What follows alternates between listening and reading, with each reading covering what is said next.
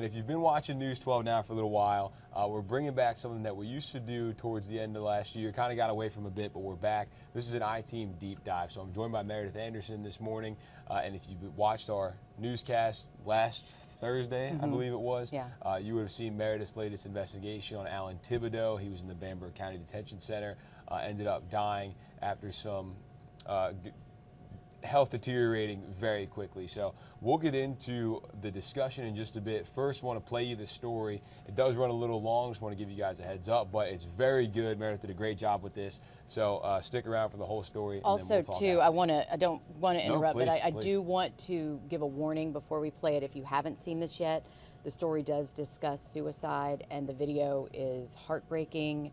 It is difficult to watch, so we just want to make sure that you take care when watching. I think it's important to, let people know to look away for the next 11 minutes if they have difficulty with those subjects. Absolutely, but even if you don't want to look at it, you can just listen in, and you should still get the full picture of what we're talking about here. This is body cam from the night Alan Thibodeau was arrested. And this is Alan just 5 months later when someone at the Bamberg Detention Center finally called an ambulance. He died at the hospital. Thing is, Alan wasn't supposed to be behind bars. He was supposed to be in a hospital bed. He always loved music. Alan loved music. Especially rock and roll, specifically 80s hair bands. Music was his life. Yeah. He could play other instruments, but Alan was first and foremost a drummer, keeping the beat for every band he was in. But in this band of brothers, he was also the heartbeat. I just miss him being around. Think about him every day.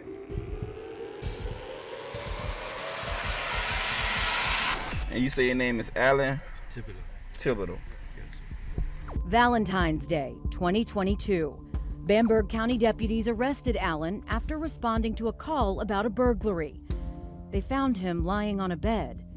He admitted he broke in on a cold night for a place to stay and keep warm. Hands behind his back, his life now in the hands of law enforcement. Deputies took him to the Bamberg County Detention Center, where records show he needed help, not handcuffs. But records also show he became a victim of a process that moved painfully slow, as he was quickly getting worse. Please don't judge us, y'all. We've been trying to deal with this man, but now he's not responding real well, and I'm a little scared. July 10th, 2022, Alan is unresponsive. The jail finally calls for help. Just put the shackles on. Alan is lying on the floor in his cell, naked and covered in his own feces. He never says a word, but you can hear a faint moan as deputies try to move him.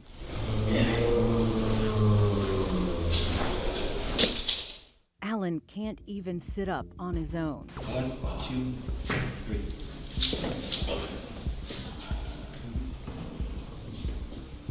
For the first time, his emaciated body comes into view of the camera. He doesn't move at all, even as deputies cover him up, even as they begin to roll him through the halls of the detention center. His feet are dragging, much like the process that brought him to this point. Doesn't look nothing like he did that morning we got him. Alan is dying. His organs are failing. The 51-year-old is essentially starving to death. Looks like he hasn't ate since he's been here. For 146 days, documents show he hasn't had any medication, none. Despite Alan's family telling the detention center back in February, he cannot go extended periods of time without his meds. In an email, just days after his arrest, his brother warns it's dangerous and potentially life-threatening if he doesn't take them. And it's not like his medications were a secret. When the judge ordered an evaluation, the South Carolina Department of Mental Health got this list from his hospital in Virginia. Everything from antipsychotics to antidepressants to a mood stabilizer. The state also requested info from the Bamberg Detention Center, but the jail said they had no records, only notes, which it appears no one provided. Keep stopping breathing. Alan does finally get some medication now, after going without the drugs he needed for months. Ironically, it's Narcan, though, a drug used to treat drug overdoses. And they said he's been like this all morning. At the hospital, he gets another dose of Narcan, then another and another. Records show he had a total of 6 doses. Drugs weren't the problem. Yeah, because if he wakes up, I mean, he is going. Well, I need to be able to get an IV, and it's kind of hard. Alan is in bad shape, and it's increasingly obvious the hospital staff knows it. Still, deputies insist on keeping him restrained. I just don't want him hurting you guys. That's. I'm not worried about that. I don't want him dying. Alan only lived for another 12 days. He died July 23rd. Nothing excuses how he was treated. Nothing. Larry and Ed Thibodeau live in Virginia. Alan did too. He was the baby brother, the youngest of 4. But when their parents got sick, he was the one to step up. When my dad was diagnosed with cancer, my mom had a stroke. Alan was living with them, and he cared for them. Then came Mom's breast cancer and chemo. He was the one making sure she ate, took her medicine, really cared for her, brought her to all of her doctor's appointments. It's those kind of things that we're like, oh man, we look back and we're like, he, on top of his medication and his illness and fighting the world, he had to deal with all that kind of stuff too. I mean, it just shows his character. He was a good person. He really was a good person. And for years at a time, Alan would be stable. He has a son, and his childhood best friend remained his best friend into adulthood. Alan was so awesome. He really was. You would have loved Alan. He was a great guy. Alan was a light to so many, but his illness took him to a lot of dark places. When unmedicated, he was hospitalized with delusions and bizarre behavior. He would see and hear things that weren't there. At times, he'd even be catatonic. We're just talking. You're fine. You're not in any trouble, okay? Okay, cool. You're good. Just take a seat. His family shared this cell phone video when they had to call law enforcement. He was committed involuntarily to a mental hospital in Virginia. Medical records show he's threatened suicide, but his brothers say it was more than a threat. He tried to take his life several times, and when he went missing in July of 2022, they confess, deep down, that's what they feared he had done. Still, they hoped he would be found and filed a missing persons report. They never expected the phone would ring with word he'd been arrested almost 500 miles away in South Carolina. You're probably relieved to find out he had been found and arrested. I mean, this was great news. You thought he was potentially dead. Yes, we did. And that's the thing I think people don't understand about this, is he had schizophrenia, okay? He was a grown man. He was 51 years old, okay? Legally, we had no authority. Nobody has authority over him. He can go wherever he wants. Okay, even in conditions in Virginia, when he was ordered to stay in the hospital, after 1 week, he was allowed to sign himself out if he wanted to. Right? The system is entirely broken. But this time was different. Alan had a criminal charge to answer to, so they thought he wouldn't be able to sign himself out. He would have to get well. And friends and family tell the I-Team they thought he was on track to get the help he so desperately needed. His brothers said they called often to check on Alan. They said he was fine. Yes, that there's no mistaking that, okay? Did you have any idea he wasn't eating? No. None, because his attorney kept saying, he's fine, he's so happy, he's laughing, he's singing. This letter from the Bamberg County Detention Center to the coroner reflects that. It says he never refused food. In fact, he occasionally asked for more. It says he sang, laughed, and danced. It does indicate his behavior changed quickly, calling him erratic and aggressive, but up-spirited. It describes other concerning behavior, but never once does it mention weight loss. You can notice when someone loses 20 pounds. He lost almost 80 pounds, and you didn't notice that? This almost went unnoticed, too, at the state level because of something that happened when Alan was in the hospital. The solicitor dropped his charges. Null pros, meaning he's declining to prosecute. It's not likely out of sympathy for Alan, dying in a hospital bed. If Alan is no longer facing charges, he's no longer the responsibility of the Bamberg Detention Center. And not just for medical bills. When an inmate dies in custody, it automatically triggers a state investigation. But Alan was no longer an inmate, and he was no longer in custody. The state would have no reason to look into what happened. How do they sleep at night? I hope they close their eyes and they see Alan every night. I hope for the rest of their lives. I hope they're haunted by what they did. The family might have never known something was suspicious either, if not for the doctors and nurses at the hospital. 2 days before Alan died, medical staff contacted the state reporting concerns of neglect when Alan was in the Bamberg Detention Center. The state suggested contacting the Bamberg County Sheriff's Office, which staff questioned, asking if it was appropriate considering their involvement. The state rep assured them that was the correct reporting method.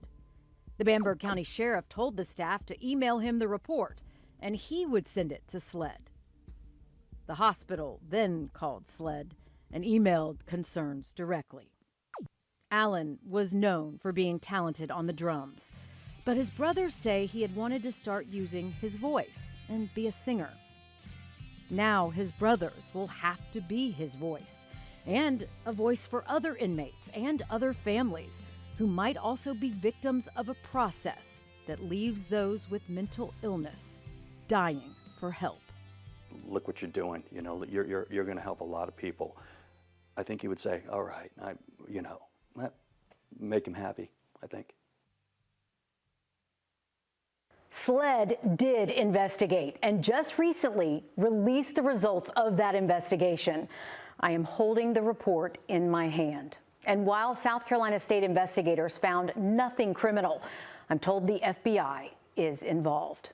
The family has also filed 2 lawsuits, one in federal court and one in South Carolina as well. There is so much more to follow and so much more I've uncovered, plus much more with his family and friends. Stay tuned. There you go, folks. So that is the first part of, as you heard, going to be much more of this to come. The next part going to air next week. We'll get into that in just a bit. Want to give you another heads up. As we're talking here, might pull up some of the pictures and videos that you just saw. So if you had a hard time looking at those, just want to give you a heads up. They may come back up. So Meredith, a lot of moving parts to this, a lot of players in this, but at the center of it all is Alan Thibodeau. And one thing we just talked about while this was airing, you went up to Virginia for this. And that's not typical. I mean, you've done it before for military housing stories and things like that.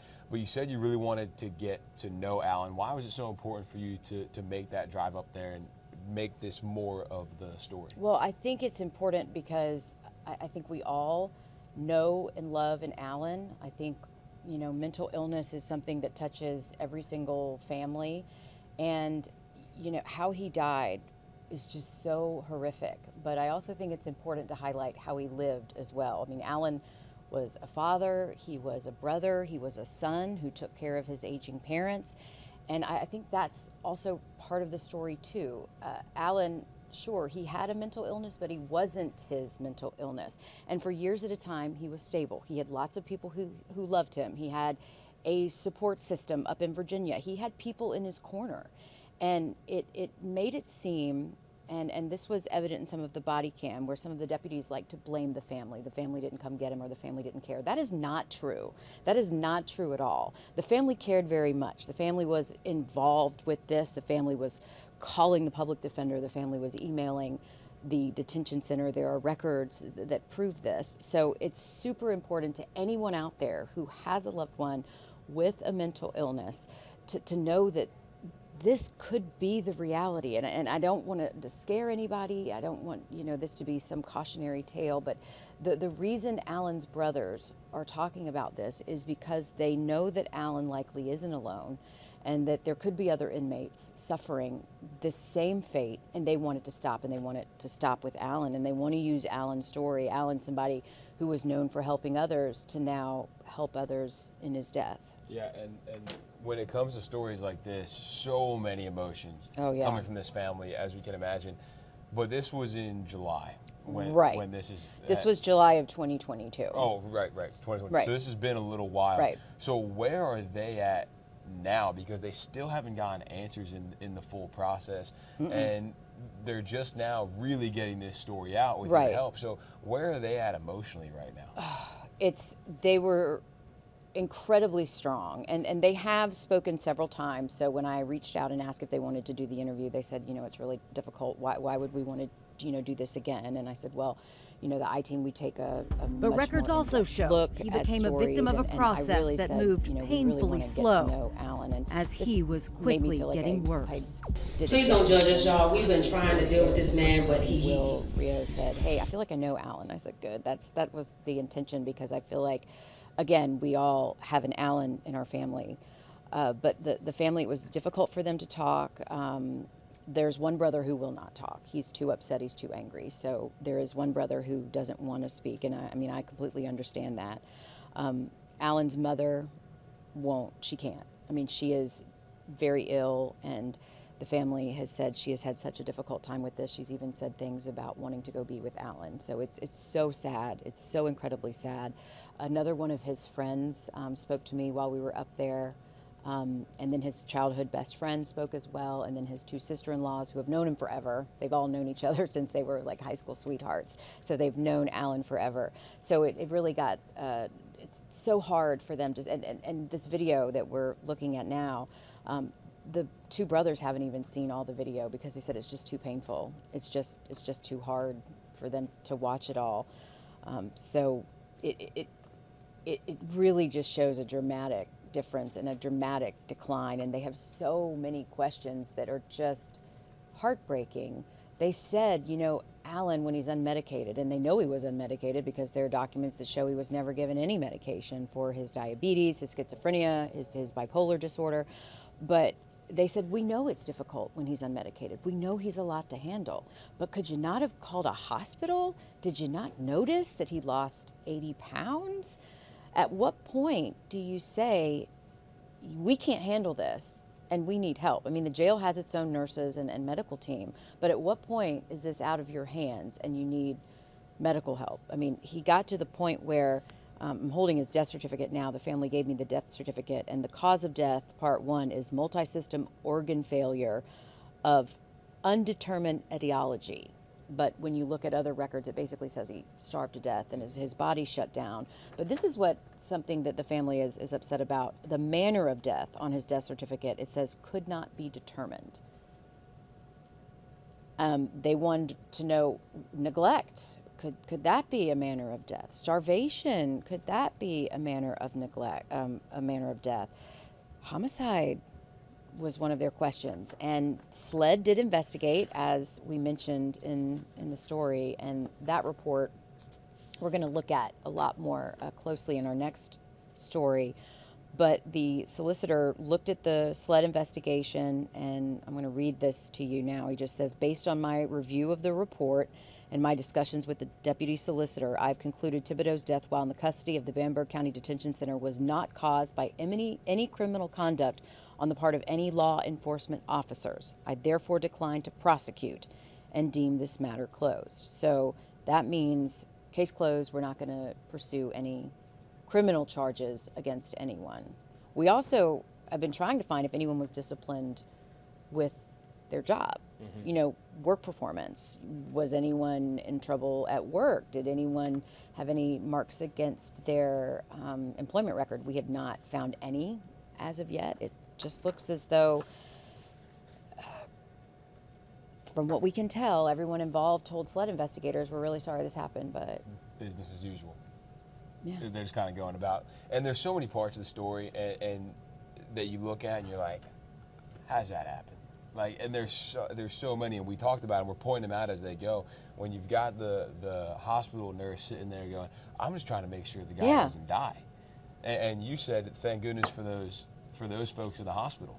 Honestly, if not for those folks in the hospital who had reported neglect to the state, nobody would have looked into this. And because of that report, that's how the Thibodeau family knew, wait a minute, maybe we should hire a lawyer.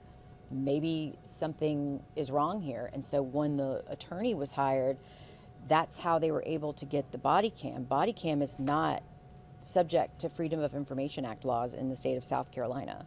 This would have stayed in the dark. Yeah. If not for the doctors and nurses saying, hey, this is not normal, this is not right. I think we should report this. And it was interesting to me, and we highlighted this in the story, that the hospital wasn't even comfortable reporting this to the Bamberg County Sheriff's Office because of a perceived conflict of interest. Say, is this even appropriate because of the Bamberg County Sheriff's Office involvement in this case? And the state ombudsman was like, yeah, this is, what you have to do. This is just a procedure. So they did it, but then they also, as we mentioned, submitted it directly to SLED. But SLED then has declined to press any criminal charges. It's really the family's only course of action right now, as it stands, is civil litigation. I am told, and as we mentioned too, that the FBI is involved. The FBI doesn't usually confirm or deny any investigation, so it's going to be next to impossible for us to get any information on a potential FBI involvement, but I've had 2 sources tell me that, so we're continuing to dig into that. It's really, though, a question of how did this happen? And this wasn't like one person was in charge of Alan. I mean, there was an entire jail staff. There's a medical team that is contracted, a private for-profit company is contracted to work at the Bamberg County Jail. Multiple people came into contact with him. Yeah. Did not one person notice something was wrong? Yeah. What about the public defender?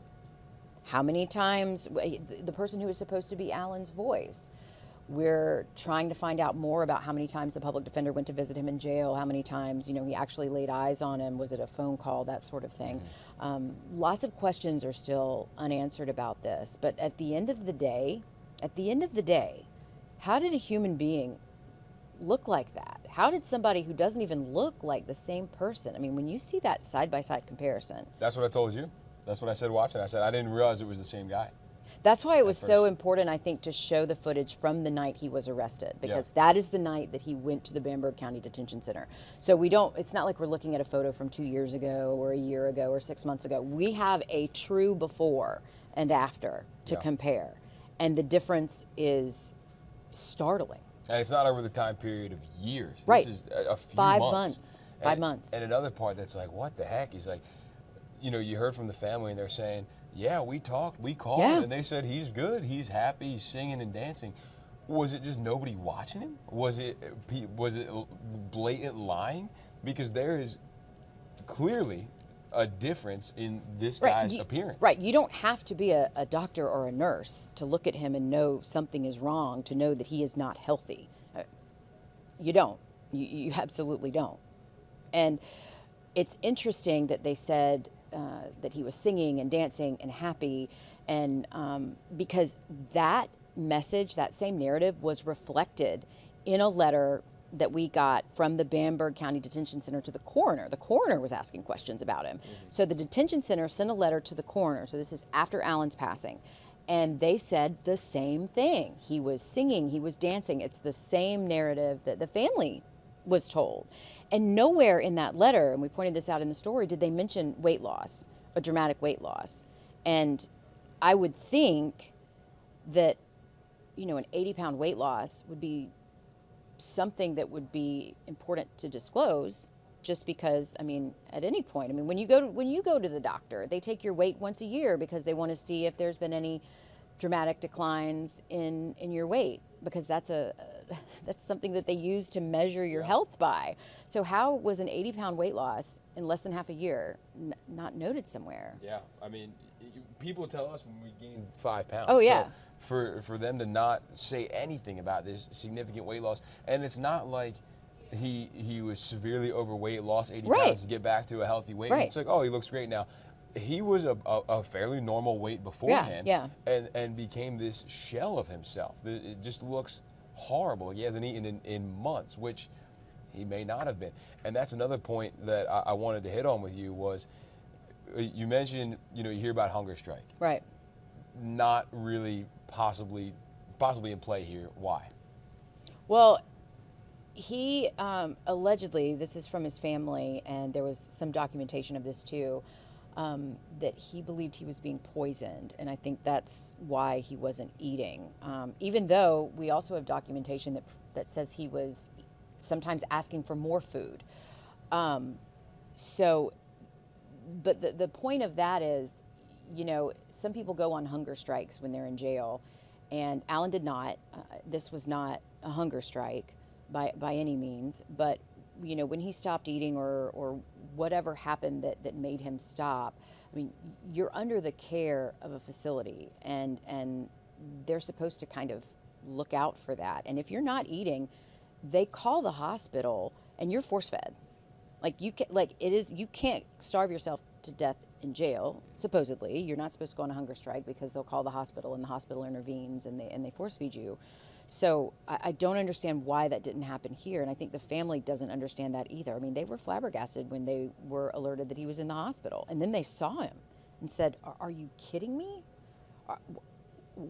What?" That's what we're looking at. Yeah, right and here. they're the first to say, again, you know, Alan is difficult to handle when he's off his medication, but why didn't you call a hospital? Why did you wait until the morning of July 10th when he was unresponsive? I mean, he couldn't even sit up. Yeah, and that's what we saw.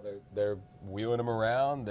He's laying down in the hospital bed. He's got clearly no way of doing any damage here, and that was something too that we pointed out was he's handcuffed, and the nurse is saying, "I just want to make sure he doesn't die." Yeah. And the officer saying, "Well, yeah, you know, I don't want him to lash out and attack if he wakes up. He's going to go nuts or something like that," is what he said. And it's like, is there no thought of just the general well-being of this person? It just doesn't seem like there was. And let's, for the sake of argument, say that Narcan is what he needed, even though clearly the man has not had drugs, according to documents, for months when he needed them. Mm-hmm. So ironically, they give him a drug that you've had when you've had too many drugs. Yeah, but 6 doses. So they give him 6 doses, right?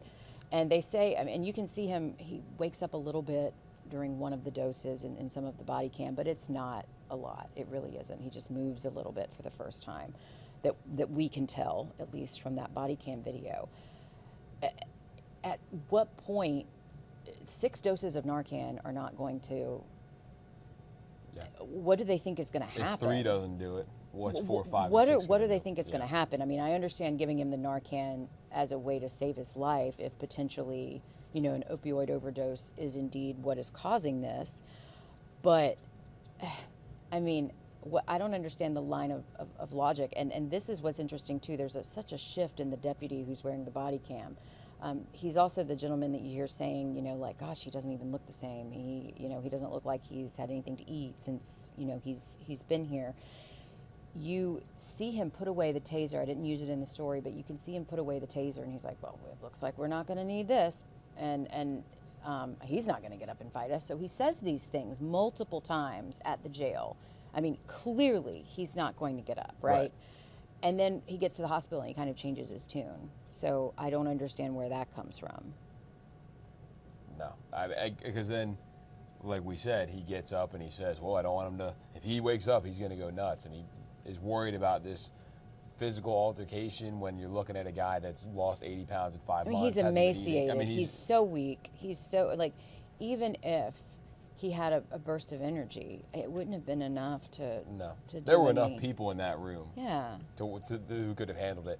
Now, we've talked a lot about the Allen side and his family, and rightfully so. He's the centerpiece of the story here. We do have the Bamberg County Detention Center, too, which I don't want people to think that we just ran this without trying to reach out to them. I can assure you Meredith did her due diligence. So where do we stand on any response from that side? Well, I'm trying to figure out a nice way to put this. It has been very difficult to get any information from Bamberg. They have hired an outside attorney who actually works out of Greenville to answer all of our Freedom of Information Act requests. And we have been dealing with this attorney in Greenville to get public information from Bamberg. It's it's been a fight, and it's been a fight for a long time, and we were hoping to have much more information to be able to share, public information, mind you, and we don't really have much of anything at this point. It's been very frustrating, but hopefully that will, I mean, we have sent money, we have sent deposits, we have paid in full for this information, so hopefully that will be expedited. But yeah, it's been very difficult. Yep. I will say though, in all fairness, there is litigation. The family is suing in both federal court and state court. And sometimes when there is litigation, it is more difficult to get information, or it's not more difficult to get information. It never should be more difficult to get public records. But I'm talking about the ability to just pick up the phone and talk to somebody, or have someone agree to do an interview with us. Usually when there's a lawsuit, there are attorneys advising people not to, and that's fine, that's normal, that is run of the mill. It's unfortunate, but it happens. It silences a lot of people who need to get their side of the story out, but that's another subject for another day. But the information that I'm talking about is public record, not anything that they're doing us a favor by giving us. This is information that is required by law to give to us that has not yet found its way into our hands. Yeah. So I just wanted to also make that distinction, because they don't have to interview with us, but there are records that by law they have to provide us, and we've had neither. And we'll keep going through the process. Right. And eventually, hopefully, everything works out and get everything we need. But there's plenty more to dig into on this. Now, Meredith, I wanted to ask you, just kind of like on a more personal level, you said that this was a very difficult story for you. Yeah. To deal. Why is, because you've done some heavy stories in the past. Why did this one hit so hard? Oh gosh, I reached out to the family the first time after I watched the body cam. I mean, tears just streaming down my eyes. I mean, I never met Alan, but watching the last, I mean, it wasn't the last moments of his life because he died in the hospital, but those last moments in the Bamberg County Jail, I can't imagine any family having to see a loved one like that. If it affected, I mean, I don't even know him. My heart broke for them, and my heart broke for anyone who knows and loves Alan, because you should never see a loved one in that way. And then it also broke for everybody else who's ever had a mental illness and has been in jail. And it made me think of all of the people we don't know about, and you know, medical records, as they should be, are private, but that also keeps a lot of this type of thing under the rug. And if this family had not been so willing and so gracious to share this, I mean, this was really painful to share. I can't imagine, you know, having to live with all of this sadness and grief alone, but then to like open up and relive it and then to share it, and then you never know what people on the internet are going to say, and you're really making yourself vulnerable in an already vulnerable situation. So I really can't thank them enough for being willing to suffer even more to help other people. Yeah. And this family, at the end of the day, they just want to help other people, because this has been unbelievable. And they said never in a million years. I mean, their worst nightmare was going to be getting a call that Alan had taken his own life. That was the worst thing at the time that they could have imagined. Never in a million years, they said, would they have imagined that he would have driven off to a town in the middle of South Carolina they had never heard of, and that he would have been arrested. And they were so relieved, you know, thinking that, oh, he was maybe dead.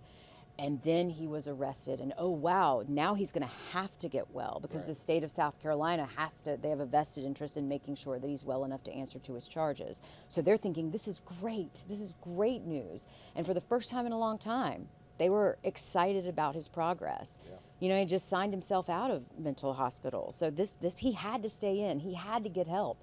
This was going to be great. And for that level of just hope to go into this crushing despair, and to basically think that their loved one was tortured and starving to death is a terrible way to go. I can't even imagine. And again, it makes you think of everyone in your life who has a mental illness. And, you know, I don't want to be an alarmist, but like we could all be on the other end of that phone call. We could all get that call that the brothers got that night. And something is clearly broken if this is how people are treated. Yeah. And this, not that anybody deserves this, but this isn't a career criminal. No. This isn't somebody, No. you know, who's been in with bad crowds since he No. was a kid. This is a guy who was helping his parents, his sick parents, and just had a tough time mentally. And he was off his medication. Yeah, I mean, and was in the wrong place at the wrong time. Because we're not saying this would happen everywhere, right? You know, but he happened to get arrested in Bamberg, and we know how the rest of the story unfolds. The other thing I wanted to point out to make sure people caught in the story was the I guess the detention center maybe trying to relieve themselves of blame and liability by releasing him or dropping those charges. Can you get into that a little bit too? Well, if you are an inmate and you die in custody, it automatically triggers an investigation at the state level. The South Carolina Law Enforcement Division comes in, SLED, and does an investigation about, you know, what happened. It's pretty much protocol. But if you're not an inmate, if you're not in custody, it's not an in-custody death. So why would you investigate, right? So he's in the hospital, and they drop the charges. And so he's no longer an inmate.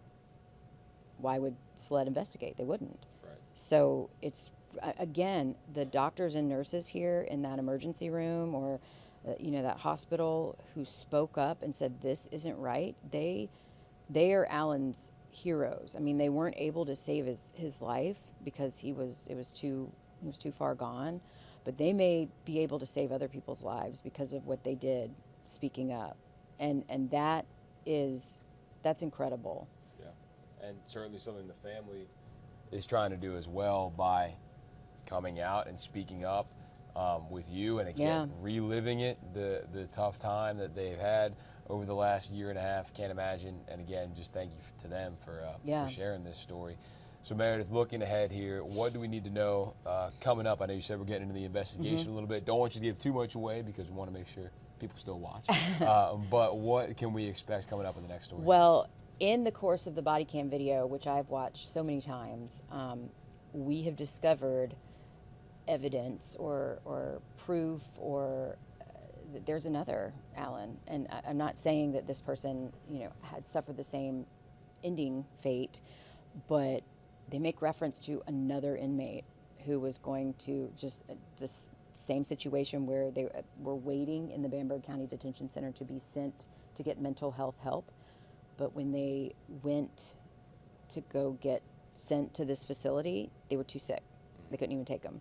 And that automatically shows you Alan isn't suffering alone. He didn't suffer alone. That this, I mean, is there, we had, you know, when we went through this, our question was, could this be happening to others? I mean, we kind of answered our own question in the course of reviewing this body cam.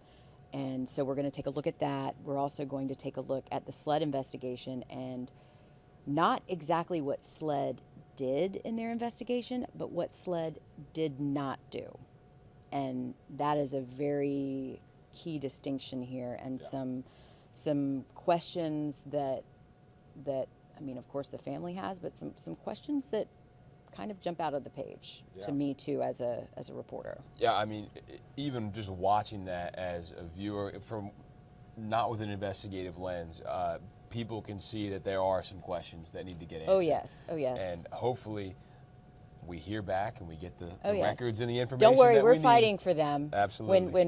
When we start a fight for public records, we keep going. I'm very annoying, and I know the law. I'm not going to say that, but I will say that you can. It's fine. No, I will it's say fine. there's people that I would not want calling me every day for information, and Meredith's one of them, because you know she's going to get it eventually. Well, because when the law says we should be able to have access to it, I kind of take issue when it's not provided to us. And as you should. Yeah, you're not doing us any favors when you release records. It's the public's right to know. It's the law. Right. So we will get those, and we'll get more information in the next story. And so again, that's going to air next week. We're thinking Thursday. Yep. But We think, could be another day next week. Just stay tuned for it. We'll of course let you guys know. And then once that's over, we'll probably hop back on here the next day, a couple of days later, because there is so much that still needs to be told. And I'm sure those interviews with the families were very long, and we only played a certain snippet of there's them.